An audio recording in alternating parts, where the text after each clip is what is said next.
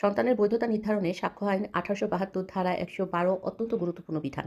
এই ধারার মূল উদ্দেশ্য হল সন্তানের সামাজিক মর্যাদা এবং আইনি অধিকার সুরক্ষা নিশ্চিত করা।